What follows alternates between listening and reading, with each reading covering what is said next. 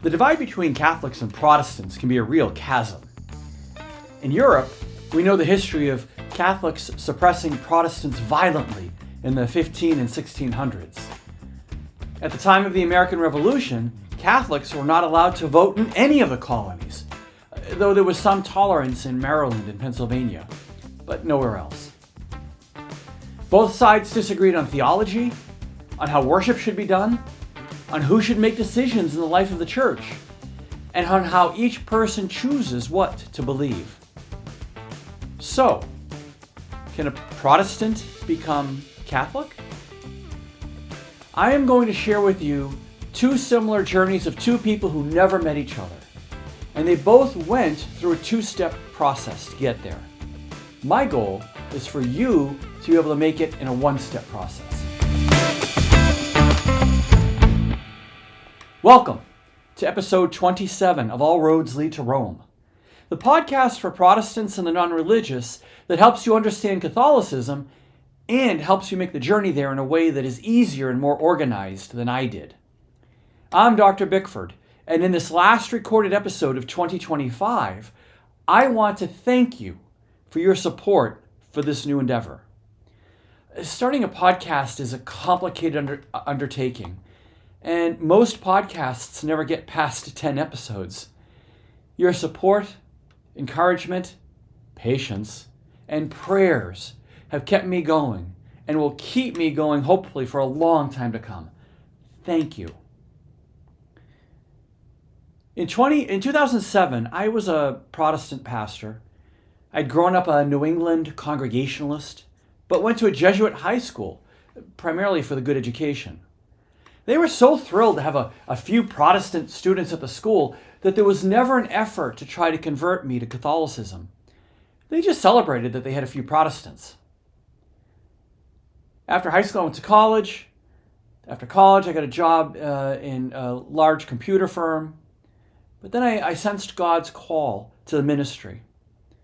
So I went to my denominational seminary, but I was unhappy there. I had the heart of an evangelical Protestant, but was in a very progressive seminary. I graduated in 1995, was ordained a Protestant pastor, and started working in churches. The denomination I was a part of took Martin Luther's call for the priesthood of all believers very seriously. This concept meant that there wasn't a special class of people to serve as ordained priests. Instead, every Christian had the call of God placed upon their lives. Every person was a priest. But in practice, instead of elevating the laity, it seemed to me that it more frequently lowered the clergy. You would see this in committee meetings where votes were based on personal preferences or whims of the moment, rather than by significant study and prayerful reflection. I had multiple experiences where I was talking to someone and I would ask them to share their spiritual journey, and they responded with telling me about the different church committees they had served on over the years. And few ever said anything about their prayer life or their encounters with God. In the last church I served in, we had a large staff, and we would meet as a group to plan the themes for Sunday services. In this church, we used multimedia. We would design props for sermon illustrations. And we would even try to create a certain feel to make it more meaningful for people who came each week. It took a lot of effort to be creative every week. It also took some effort to be in a room full of people where each person thought they were the most creative person there. But I distinctly remember sitting there in the meeting one day and realizing that though we thought we were building something significant, we're building the kingdom, we were actually just children playing with sandcastles. It was also trivial and fleeting. There had to be a better way. And so being the closet academic that I was, I started looking around for help and I started reading. And among the books I read, there was one called Evangelical is Not Enough by a guy named Thomas Howard. He was an evangelical Protestant who became an Anglican. In reading his book, I found the words to express what I was feeling. The single most important line in the entire book for me at the time was his describing the difference between Anglican worship and Protestant worship. He wrote, quote, "They, the people, had come to do something, not to get something. They had not come to a meeting," end quote. That was on page 45. My experience was that far too many people were going to church to get something, to get a feeling or to get an experience or to get a stimulation or an endorphin release or something. But in Anglicanism, the people went to church to do something. And that something was to worship God. I came to really see how God is the audience of worship, not the congregation. And this took all of my worship planning sessions and stood them on their head. Howard also talked about how deeply rooted in the history of the church the Anglican liturgy was. Protestant worship, on the other hand, was ahistorical. We did whatever we wanted and gave little thought to what others did who came before us. Historical practice meant nothing. All that mattered was what I and myself decided what was best for any given Sunday. In fact, there was a whole mantra in the church growth movement that said that we had to be relevant. And in being relevant, that gave little concern to tradition. Looking back on it, it's weird to think that we could design worship to be whatever we wanted it to be. In the Old Testament of the Bible, God was very clear on how he wanted to be worshipped. We see very detailed descriptions of the temple, of the garments the priests were to wear, how they would prepare for worship, what sacrifices were appropriate, and so much more. The early church adopted much of this and set the pattern for Christianity, and this pattern barely changed until the Protestant Reformation, where each new denomination would throw out more and more and more of what had always been done. The Orthodox and the Roman Catholics today argue over one word that was added to the Nicene Creed, the Filioque it's called. And yet anything my church did was completely uninfluenced by what any other church did. That is, unless they did something well. We then needed to find out a way to copy that or build on it because they were, after all, our competition. Do you know every major religion in the world has established ways to approach God? The idea that we do whatever we like and create our own ways week after week, it doesn't exist anywhere other than in the experiences I had. It didn't sit right. And what Howard did in his book was he gave me the language and the framework to understand what I was feeling. But of course, the criticism of Catholicism is that following a set liturgy is boring because it's the same thing every week. We need spontaneity. We needed to give the Holy Spirit room to move us. But of course, our spontaneity isn't as spontaneous as we like to think. Howard made the point on page 48 that people who argued that extemporaneous praying sounded more authentic, well, more often than not, these prayers were just made up of stock phrases that were strung together, maybe in a slightly different pattern, but they were always the same phrases. That was point that really struck home for me. Tom Howard's book had an enormous impact on me, and when I left my last church to enter a PhD program, I also changed denominations, and I became an Anglican. I drank deeply from the history of the church and the richness of Anglican liturgy. I was ordained an Anglican priest in the Anglican Church in North America, and after I completed the PhD in religious education at Fordham University in New York, I ended up running a leadership training institute for my diocese. I really felt like I was swimming in the deep end of liturgical tradition. The Mass was so rich in heritage and rooted in the earliest years of the church.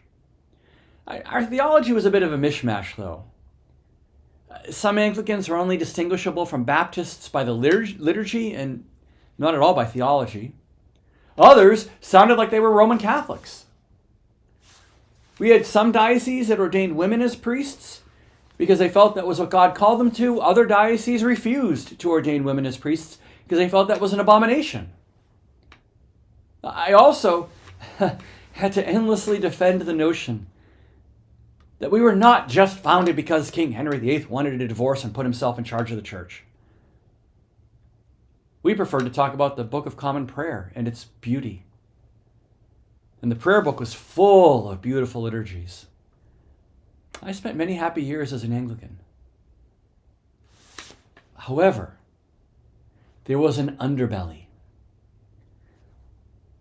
For the real traditionalists, our challenge was to get as close to the Roman Catholics as we could without becoming one. After all, there was a 10,000-foot wall separating us from them, and there was no way we could ever scale that wall to become Catholic. So we had to get as close as we could to that wall without hitting it. There were exceptions. John Henry Newman, the focus of episode 21, was an Anglican priest that did become a Roman Catholic in the 1840s and became a priest, a cardinal, and is now a saint. But before all that, in his Anglican days, he coined a term that's still used. He called it the via media, a Latin phrase, the middle path, arguing that Anglicanism was a unique system that served as a middle path between Protestantism on one side and Catholicism on the other. And the spoken implication was that it was the best of both worlds. But Newman couldn't hold the tension and became Catholic himself. We still used the term, we just didn't talk about Newman so much. There were others like him that ended up doing the same thing. None of us Anglicans ever liked talking about this phenomenon, so we called it swimming the Tiber. I've used that phrase before in this podcast. The Tiber River is the name of the river in Rome, and whenever an Anglican would become a Roman Catholic, we would say they swam the Tiber, because that was a nice euphemism. It was easier than saying they'd converted to the Catholic Church. And, people like Newman could do it because he was something of a celebrity and he wasn't married. Average Anglican priests like me who had families, never saw that as a real possibility. And yet, there always seemed to be a steady trickle of Anglican laity, priests, and even bishops swimming the Tiber. And in my years as an Anglican, whenever someone would do so, I would always have the same reaction. I would always say to myself, why would they do that? That 10,000-foot wall is too high to climb. And even if you can scale it, you are then gone forever and lost to us and to the world. It just made no sense to me. I've never been able to articulate why. I'm not sure I can now. But I genuinely believe that chasm between Catholics and Protestants was just too big, too wide, too high. Much of that, I now know, was due to a bad understanding I had of how Catholicism really functioned. If you'd asked me then why I didn't like the Catholic Church, I would say, well, I didn't like the idea that the Pope was basically a king who did whatever he wanted. I didn't understand why they worshipped Mary or prayed to saints, and why the Mass was so boring. I've been to a lot of Catholic Masses in my life, starting in high school, and they were too often done in a monotone by the priest, and the people were disengaged and didn't seem thrilled to be there. But one day, in 2019, an English bishop that I greatly admired announced that he had swum the Tiber. I was shocked, but something even stranger happened. Instead of automatically reacting with, why would he do that, like I always did, instead the question that just prompted out of my mouth was, what does he know? That question began to haunt me. I grew afraid of that question. I was always struck by how close conservative Anglicans were to Catholics in liturgy and in theology, but could it be possible that people like Newman and most recently Bishop Ashenden were right? My mind kept saying, no, this can't be possible. Well, during the pandemic in 2021, I decided I needed to resolve this. So I sat and I made a list on paper of the doctrinal issues I did not like about Catholicism and decided to see what Catholic theologians say about them. I knew very well what Protestant critics of Catholicism thought, but I wanted to hear what Catholic theology from Catholic theologians had to say for a change. I thought that, well, maybe then I could understand what was going on and what those crazy Tiber swimmers were thinking. I read a number of books, and having forgotten who wrote Evangelical is Not Enough, I stumbled on a book called On Being Catholic. Once I started reading it, I couldn't put it down. I remember bringing it with me on a camping trip one weekend, and I ended up spending almost the whole weekend sitting outside and just engrossed in this book. And at one point I was shocked to read a footnote that actually referenced Evangelical is Not Enough. And I thought, wow, this guy knows that book that made me an Anglican. And then it hit me. Do you know who wrote On Being Catholic? It was Thomas Howard. Evangelical is Not Enough was the book about his journey to Anglicanism. But it proved to only be a way station on his way eventually to the Catholic Church. He too swam the Tiber. On Being Catholic was a later book that explained how and why he left Anglicanism and then became Roman Catholic. I also later found out my experience was not unique. A lot of Protestants will become Anglicans and then Catholics. A lot of people have read Howard's both books and have been influenced by each book in a different way at a different time in their lives. And so in reading Howard's book On Being Catholic and a number of other books, I came to learn what Catholicism really was. I learned that the Pope isn't a king. There's a system of subsidiarity in the church where there is real authority at each level. And higher levels don't just impose themselves on the lower ones. And papal infallibility, that's only exercised in rare circumstances. This was the focus of episode 5 of this podcast. I came to see that everything Catholics do ties to the early church. As a Protestant, we always said we wanted to get past all those Catholic changes to belief and go back to the purity of the early church. That's one of the fundamental mantras of Protestantism. And yet I realized in reality, all we were doing is what was in the popular religious culture of today. The Catholic Church has much deeper roots in the early church. This was the focus of episode 6 of this podcast. I learned that the Catholic Church is rooted in something called epistemic realism.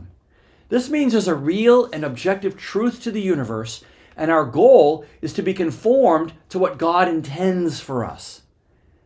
In my Protestant years, without knowing this, we were governed by something called nominalism, which argues that truth is what we want it to be, or personally believe it to be, or experience it to be. This was a shocking discovery.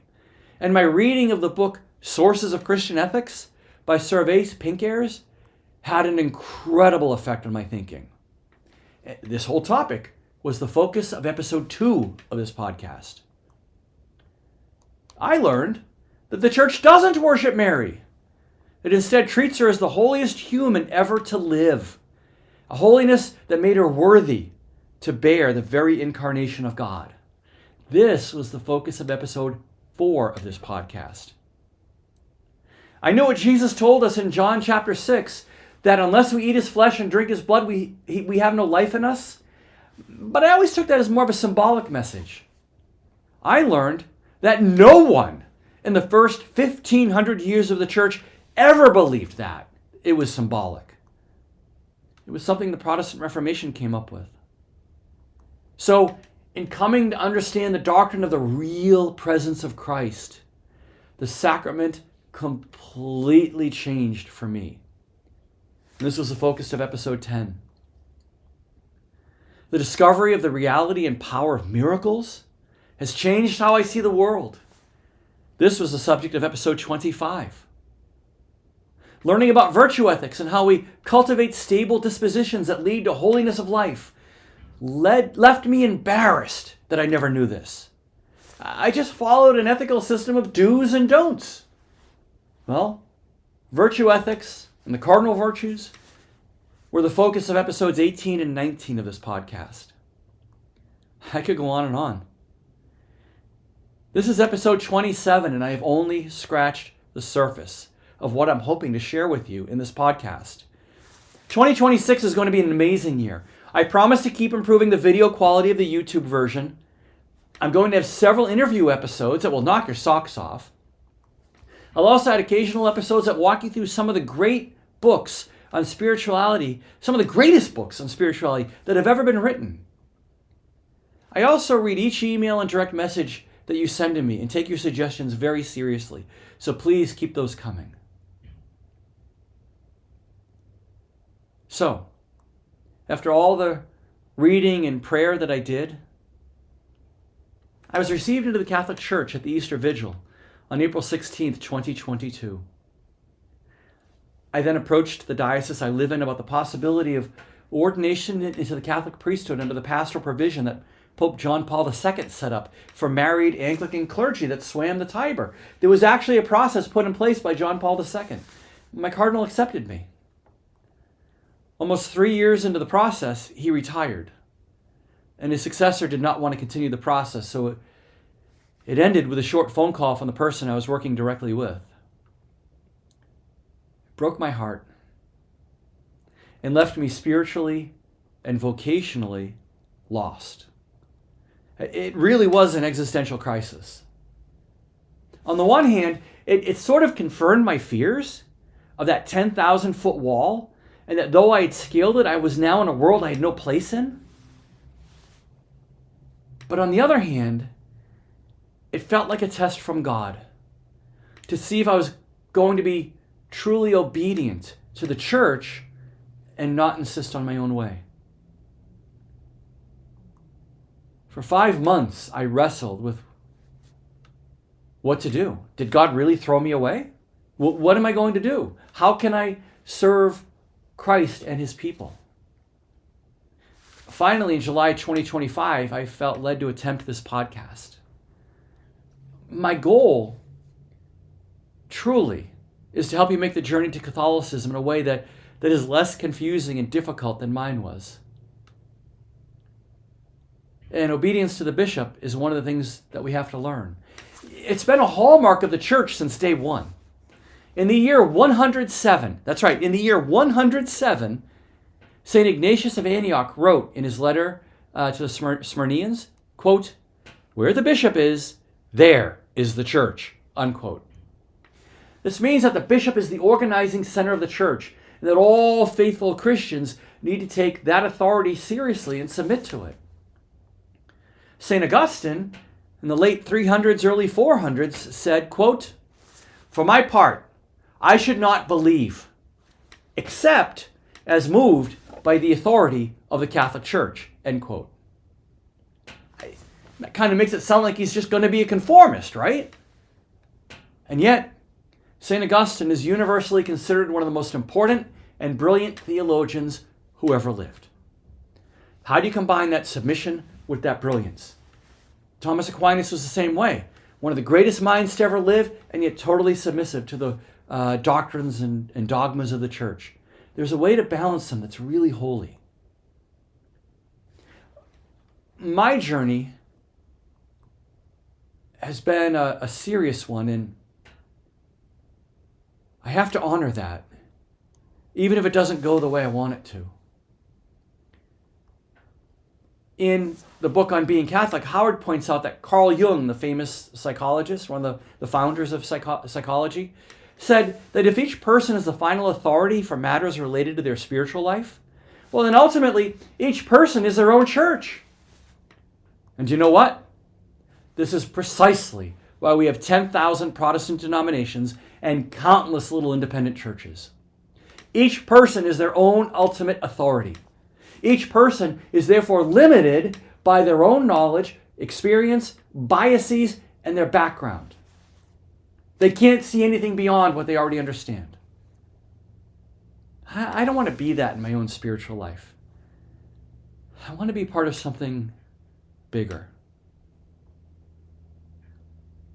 My goal has been to join the faithful, the saints, the theologians, the bishops, the popes, the Bible scholars, the leaders who have spent 2,000 years growing and developing a deeper understanding of the faith and pursuing a deeper understanding of an objective reality. My task is not to decide, but to understand. To understand Augustine when he talks about how my heart is restless until it rests in God. My task is to understand Teresa of Avila when she talks about the various rooms of the interior castle and how we grow as we go from room to room. To understand Brother Lawrence when he says that you can do something as small as mopping the floor to the glory of God. It all requires humility. That's why we bless ourselves when we pray. That's why I bless myself when I enter or leave a church with the holy baptismal water. It reminds me of my desire to be blessed by God. I genuflect and bow and kneel at different points in the Mass to know that I am in God's presence. And this is the only possible way for a finite human being to respond when in the presence of God. And before I receive the very body of Jesus into mine, I say, Lord, I am not worthy that you should enter under my roof, but only say the word, and my soul shall be healed. Strong words. The sin of Adam and Eve was to want to be like God. To be like God is to be the one in charge and the one who knows best. When I am the ultimate arbiter of my faith and my life, I'm either committing the same sin or at least in grave danger of possibly committing it. So instead, I chose obedience, and I continue to choose obedience. Thomas Howard did as well, and all who have swum the Tiber do so as well. And that has been such an incredible lesson for me, even though it's been a hard one. The most joyous lesson has been to really come to understand the power of the sacrament of the Eucharist. In the dogmatic constitution of the Catholic Church, promulgated at Vatican II in 1964, it says the Eucharist is the source and summit of the whole Christian life. It's the source and summit of the whole Christian life. And this gets repeated in paragraph 1324 of the Catechism, when that came out years later. The Eucharist is the source of the Christian life. Everything flows from it to build the holiness our lives are called to manifest. And when we reach the goal, the very summit of Christian life, the Eucharist is there as well. You can spend the rest of your life meditating on that one fact. Everything else we do and practice as Roman Catholics comes from this. And this is why the Mass is so important. It is where the Eucharist is consecrated, the miracle takes place, and it's shared. And when we participate in the Mass, we join every Mass that has ever been said, is being said today, and will ever be said. Time collapses into the eternal now, and we witness the very sacrifice of Christ. It is our seat at the heavenly table, and this is how we all become members of the body of Christ. There's so much more to learn and share. The master spreadsheet for this podcast already has the next 50 episodes listed. That's just about the whole next year. And there's so much more beyond that. This entire podcast exists, and I put all of this work in every week for the sole purpose of hoping that you make this journey and do it in a way that's easier for you than what I went through for me. The journey doesn't have to be a 2, 3, or 4-step process. You can do it in one. My hope is that you will see that whatever spiritual road you have been on has just been the one that's preparing you to make the journey to Rome. I hope that I have been helping you along this journey. I know doing this work has been enormously helpful for me. And for that I thank you. And may God bless you.